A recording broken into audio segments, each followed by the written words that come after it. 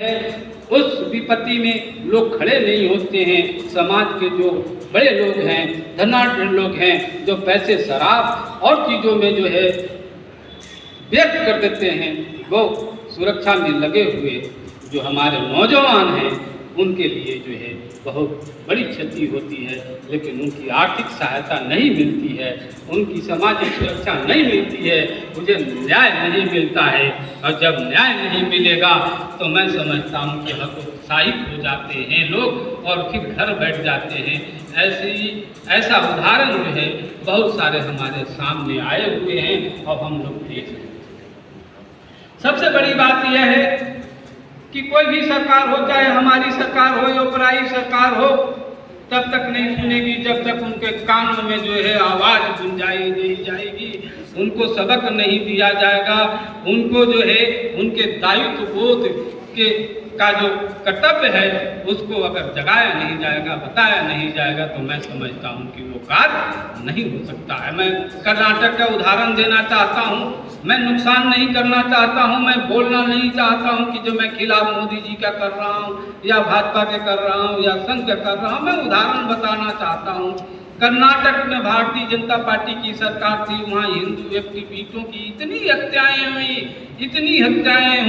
मैं कर्नाटक गया, वहाँ पर शोध किया और मैंने लिखा, भाजपा के लोगों को लिख करके, अखबारों में लिख करके, आर्टिकल लिख करके मैंने बताया कि आप कर्नाटक चुनाव हार रहे हैं क्योंकि हवा जो है आप नहीं बनाते हैं, हवा जो है गौरक्षक बनाते हैं, हवा जो है हिंदू एक्टिविस्ट बनाते हैं, जो देश से प्यार करते हैं वो हवा बनाते हैं। वो आज जो है चुपचाप हैं, हतोत्साहित हैं, हवा नहीं बनाएंगे तो आप चुनाव नहीं जीतिएगा, चुनाव हार जाइएगा। इसलिए अगर आपको चुनाव जीतना है, अगर आपको हिंदुत्व की भगवा की रक्षा करना है, तो आप उन विधर्मियों को जो है जेल भेजवाइए, कानून और संविधान का उपयोग कीजिए। मैं हिंसा का खिलाफ हूँ, लेकिन संविधान और कानून जो है उसको लागू करना चाहिए। उन गुनाहगारों को जेल में भेजो, नहीं तो तुम्हारी सरकार नहीं आएगी। मेरा लेख ये प्रमाण है। और वही हुआ, हिंदू एक्टिविस्ट जो है बैठ गए, हिंदू एक्टिविस्ट बैठ गए, हवा नहीं बनाए। इसका दुष्परिणाम ये हुआ कि भाजपा कर्नाटक में सरकार से बाहर हो गई। अब ये स्थिति जो है प्रतिदिन बन रही है। 2024 चुनाव आ रहा है, विधर्मियों की जो है वो दृष्टि लगी हुई है। विधर्मी जो है भगवा और हिंदू के प्रति जो उत्थान है और जो चमक है उसको ध्वनित करने में लगे हुए हैं।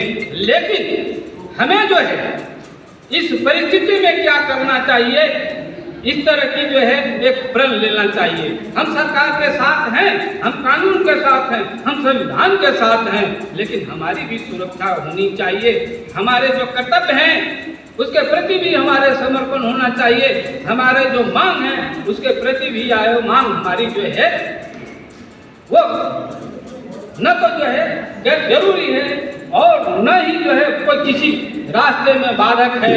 हमारी मांग जायज है और जायज मांगों को जो है कानून और संविधान के द्वारा जो है कभी खारिज नहीं किया जा सकता है। कानून और संविधान सिर्फ विधर्मियों के लिए नहीं है, कानून और संविधान जो है हमारा वो सभी के लिए है। हमारे सनातन के लिए, हम सनातन प्रेमी हैं, तो संविधान और कानून जो है हमारे प्रति समर्पित होना चाहिए। मैं ये कहना चाहता हूँ और नरेंद्र मोदी जी को भी यही याद दिलाना चाहिए। मैं 2-3 मिनट और लेना चाहता हूँ, 2-3 मिनट और लेना चाहता हूँ। बातें हैं जो महत्वपूर्ण बातें हैं, मैं वो कहना चाहता हूँ।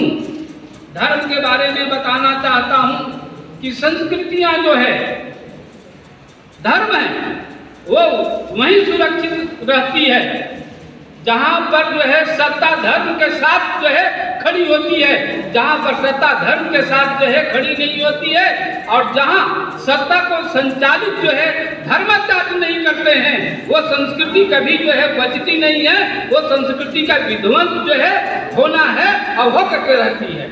मैं बताना चाहता हूँ कि जो यूरोप जो है ईसाइयों का देश कहा जाता है, अमेरिका और ब्रिटेन। मेरी बात जरा गंभीरता के साथ सुनिए।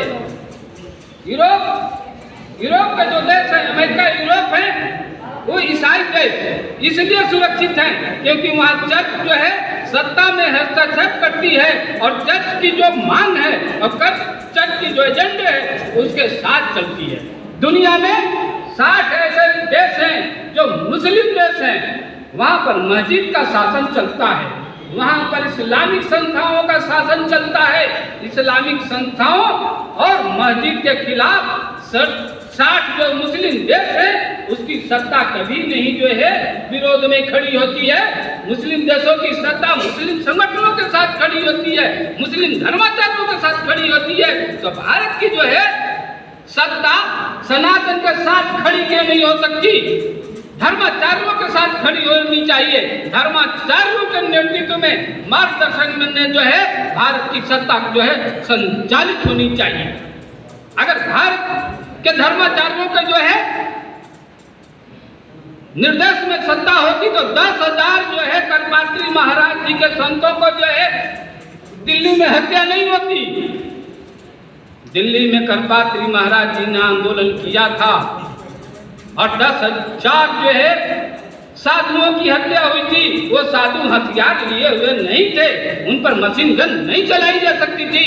वो सिर्फ जो है चिमटा लेकर के थे, लाठी लेकर के थे और वो मांग उनका हिंसक नहीं था, उन पर मशीन गन चलाया गया। और फिर इंदिरा गांधी चुनाव जीत करके कैसे आ जाती है? इंदिरा गांधी को वोट देने वाले कौन लोग होते हैं? हम ही लोग होते हैं। हमने जागरूकता नहीं खिलाया, धर्माचार्यों ने जागरूक नहीं किया। तो धर्माचार्यों का कर्तव्य है कि धर्म आधारित जो है सत्ता को स्थापित करे और लोगों को जागृत करे। आज फर्जी जनेऊधारी लोग जो है कह रहे हैं जब मैं हिंदू हूँ, जिनके बाप दादा जिनकी दादी गेरुआ वस्त्र के हत्यारे हैं, 10,000 साधुओं के हत्यारे हैं, वो देश की सत्ता चलाने की मांग करते हैं। ये जो है जानना और समझना होगा, इस साजिश को समझना होगा। और हमें धर्म को जो है आचार्यों के मार्गदर्शन में, संतों के मार्गदर्शन में हमें स्थापित करना होगा।